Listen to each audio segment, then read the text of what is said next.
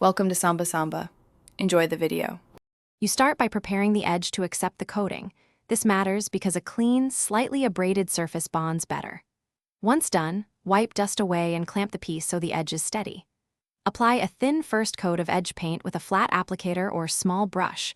Work in smooth, even strokes along the grain. Make sure to cover evenly but avoid pooling.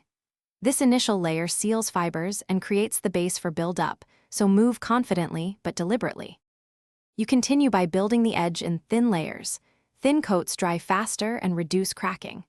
After each coat dries, sand lightly with 600-1000 grit to maintain a flat, uniform profile, then wipe clean.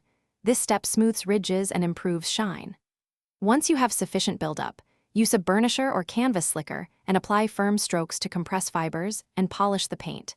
This friction both aligns leather fibers and heats the paint slightly. You finish by applying a final thin top coat or wax to protect the edge. This adds durability and water resistance. Once cured, buff gently for sheen.